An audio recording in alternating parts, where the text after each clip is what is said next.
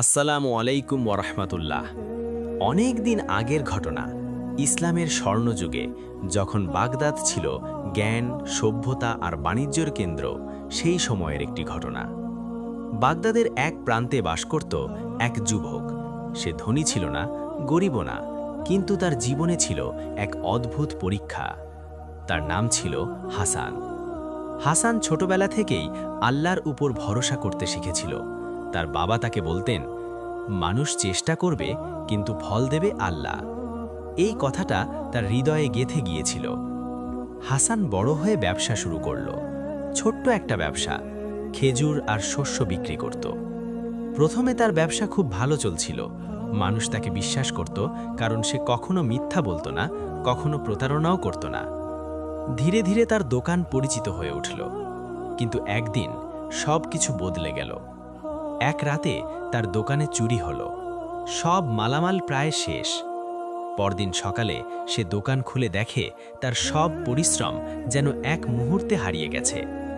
চারপাশে মানুষ জড়ো হলো। কেউ বলল, এখন কি করবে? কেউ বলল, শেষ হয়ে গেলে তো। কিন্তু হাসান চুপ করে দাঁড়িয়ে রইল।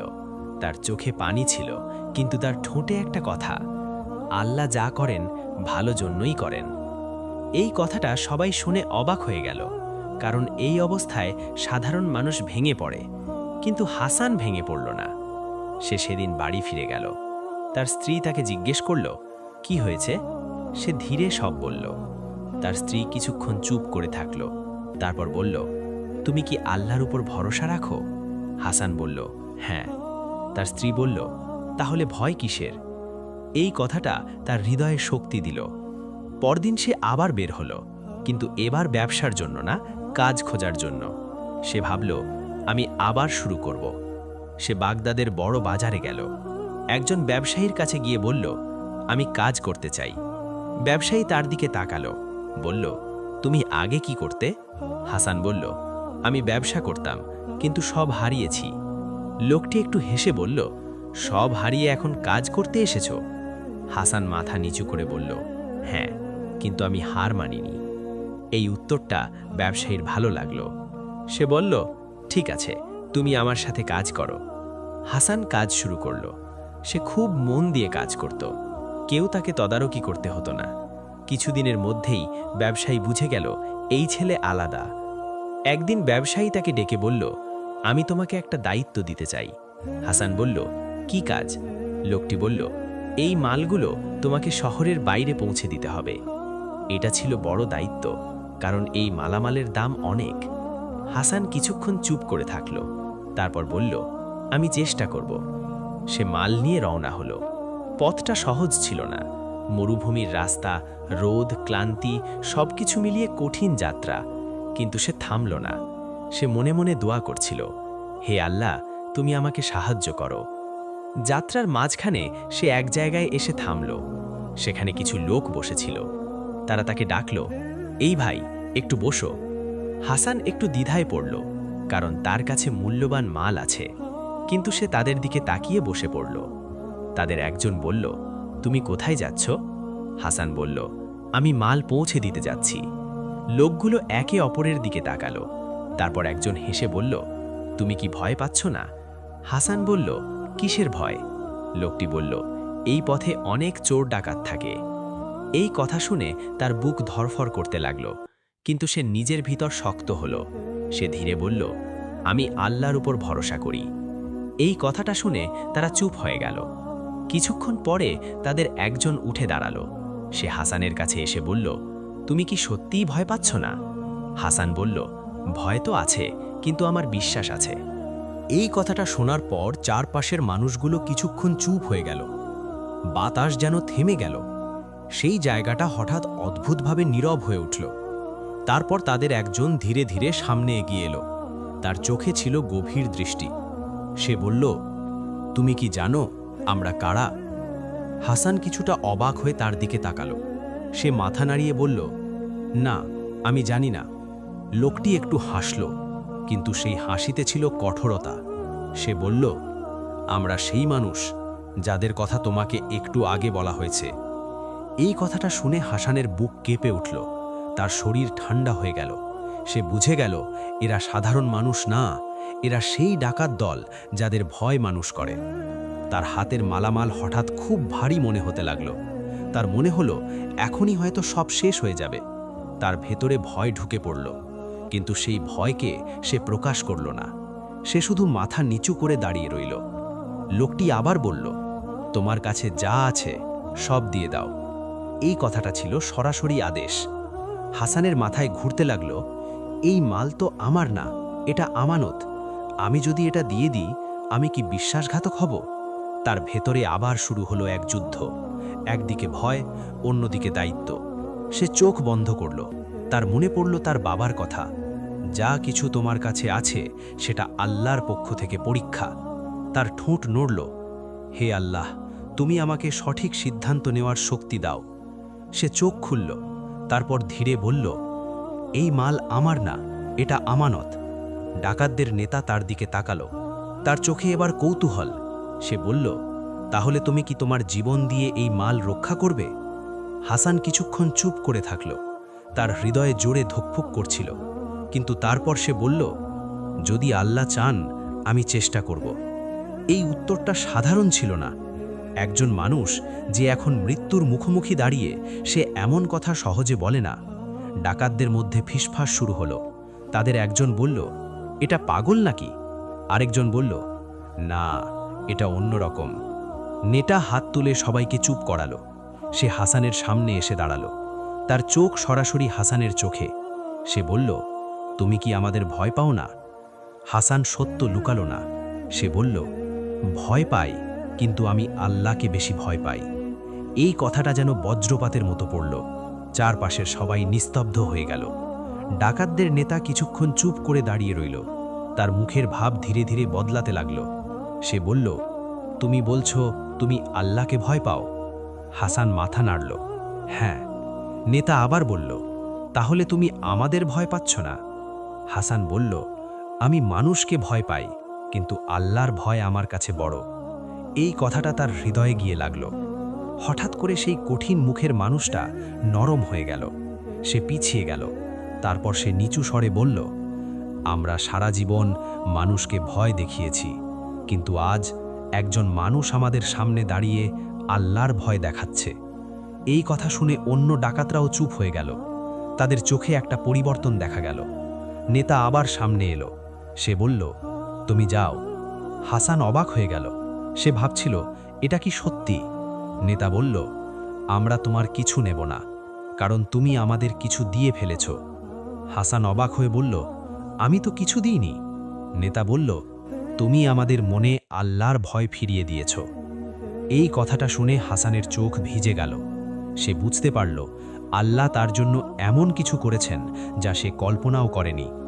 ডাকাতদের নেতা তার সঙ্গীদের দিকে তাকিয়ে বলল, আজ থেকে আমরা এই পথ ছেড়ে দেব। সবাই অবাক হয়ে গেল। একজন বলল, কি বলছো? নেতা বলল, একজন মানুষের ঈমান আমাদের বদলে দিতে পারে, তাহলে আমরা কেন বদলাবো না? এই মুহূর্তটা ছিল ইতিহাসের মতো। একজন সাধারণ মানুষের সত্য আর ঈমান একটা পুরো দলের জীবন বদলে দিল। হাসান ধীরে ধীরে তার পথ ধরল। তার হৃদয়ে ভরা ছিল কৃতজ্ঞতায়।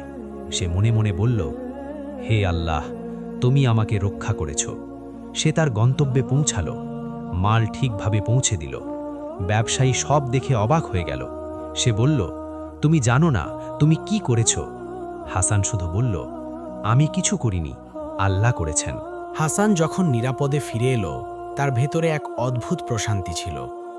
সে জানত সে শুধু একটি দায়িত্ব পূরণ করেনি, বরং সে এমন একটি পরীক্ষায় উত্তীর্ণ হয়েছে যেখানে তার ঈমান, তার সততা আর তার তাওয়াক্কুল সব কিছুর প্রমাণ দিতে হয়েছে। পরদিন সকালে বাগদাদের বাজারে এক অদ্ভুত খবর ছড়িয়ে পড়ল। মানুষ বলছিল, গতকাল যারা ডাকাত ছিল তারা নাকি আজ আর সেই পথে নেই। কেউ বিশ্বাস করছিল না। কেউ বলছিল এটা অসম্ভব, কেউ বলছিল এটা গুজব। কিন্তু কিছুদিনের মধ্যেই সবাই বুঝতে পারল এটা গুজব না, এটা সত্যি।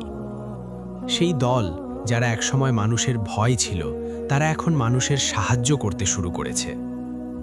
তারা পথচারীদের নিরাপদে যেতে সাহায্য করত, তারা দুর্বলদের পাশে দাঁড়াতো, তারা নিজেদের অতীতের জন্য লজ্জিত হতো। এই পরিবর্তনের পেছনে ছিল একটাই কারণ, একজন সাধারণ মানুষের ঈমান। হাসান এই খবর শুনে চুপ হয়ে গেল। তার চোখে পানি চলে এলো। সে মনে মনে বলল, হে আল্লাহ, তুমি কিভাবে ছোট একটা কাজকে এত বড় করে দাও। এই ঘটনাটা তার জীবন পুরো বদলে দিল। যে মানুষটা আগে শুধু নিজের রিজিক নিয়ে চিন্তা করত, সে এখন অন্যদের নিয়েও ভাবতে শুরু করল। সে বুঝতে পারল মানুষের জীবনের সবচেয়ে বড় শক্তি হল তার ঈমান। দিন যেতে লাগল। একদিন সেই ব্যবসায়ী তাকে ডেকে বলল, হাসান, আমি অনেক মানুষ দেখেছি, কিন্তু তোমার মতো কাউকে দেখিনি। তুমি শুধু কাজ করো না, তুমি বিশ্বাস নিয়ে কাজ করো। সে তাকে আরও বড় দায়িত্ব দিল। ধীরে ধীরে হাসান আবার নিজের পায়ে দাঁড়াতে শুরু করল। তার অবস্থা আগের চেয়ে ভালো হয়ে গেল। কিন্তু একটা জিনিস বদলায়নি, তার বিনয়। সে কখনো ভুলে যায়নি সে কোথা থেকে উঠেছে।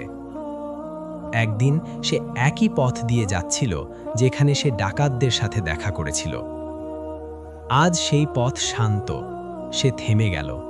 তার চোখে ভেসে উঠল সেই দিনের দৃশ্য। সে ধীরে বলল, হে আল্লাহ, তুমি চাইলে সব কিছু বদলে দিতে পারো। তার মনে পড়ল কোরআনের সেই আয়াত, আর যে আল্লাহর ওপর ভরসা করে তাহলে তিনি তার জন্য যথেষ্ট। এই আয়াতটা শুধু পড়ার জন্য না, এটা জীবনে বাস্তব করার জন্য। হাসান বুঝতে পারল তাওয়াক্কুল মানে শুধু মুখে বলা না, তাওয়াক্কুল মানে সবচেয়ে কঠিন মুহূর্তেও আল্লাহর ওপর বিশ্বাস রাখা। সে আবার হাঁটতে শুরু করল। তার জীবন এখন সহজ না, কিন্তু তার হৃদয় শান্ত, কারণ সে জানে যা কিছু হয় তা আল্লাহর ইচ্ছায় হয়। একদিন তার কাছে একজন যুবক এলো। সে বলল, আমি আপনার গল্প শুনেছি, আমি জানতে চাই আপনি কিভাবে এত শক্ত থাকলেন। হাসান কিছুক্ষণ চুপ করে থাকল। তারপর বলল, আমি শক্ত ছিলাম না, আমি ভয় পেয়েছিলাম, আমি দুর্বল ছিলাম, কিন্তু আমি আল্লাহকে ছেড়ে দেইনি। এই কথাটা যুবকের হৃদয়ে গিয়ে লাগল। হাসান আবার বলল, যখন তুমি সব হারিয়ে ফেলো তখনই আসল পরীক্ষা শুরু হয়। তুমি তখন কি করো সেটাই তোমার ভবিষ্যৎ নির্ধারণ করে। এই কথাগুলো শুধু সেই যুবকের জন্য না, এটা আমাদের সবার জন্য। আমরা অনেক সময় ভাবি আমরা যদি হারাই তাহলে সব শেষ, কিন্তু সত্যটা হলো কখনো কখনো হারানোই আমাদের নতুন পথ দেখায়। হাসানের জীবনে যা ঘটেছিল তা শুধু একটি ঘটনা না, এটা একটি শিক্ষা। একজন মানুষ যার কাছে ছিল না বড় সম্পদ, ছিল না ক্ষমতা, সে শুধু তার ঈমান দিয়ে একটি পুরো দলের জীবন বদলে দিয়েছে। এই গল্প আমাদের শেখায় অহংকার নয়, ঈমানই মানুষের আসল শক্তি। ভয় নয়, তাওয়াক্কুলই মানুষের আসল ভরসা। যখন তুমি একা হয়ে যাও, মনে রেখো তুমি একা না, আল্লাহ আছেন। যখন তুমি ভয় পাও, মনে রেখো আল্লাহ তোমার সাথে আছেন। যখন তুমি সিদ্ধান্ত নিতে পারো না, মনে রেখো আল্লাহ সব দেখেন। আর যখন তুমি আল্লাহর ওপর ভরসা করো, তখন অসম্ভব সম্ভব হয়ে যায়। শেষে একটা কথা, আমরা সবাই আমাদের জীবনে কোনো না কোনো পরীক্ষার মধ্য দিয়ে যাচ্ছি, কেউ অভাবে, কেউ কষ্টে, কেউ দুশ্চিন্তায়। কিন্তু মনে রেখো এই দুনিয়া পরীক্ষা, আর এই পরীক্ষার ফলাফল নির্ভর করে আমরা কতটা আল্লাহর ওপর ভরসা করি। হাসানের গল্প এখানেই শেষ, কিন্তু তার শিক্ষা আজও বেঁচে আছে। আল্লাহ আমাদের সবাইকে সত্যিকারের তাওয়াক্কুল করার তৌফিক দান করুন। আমিন।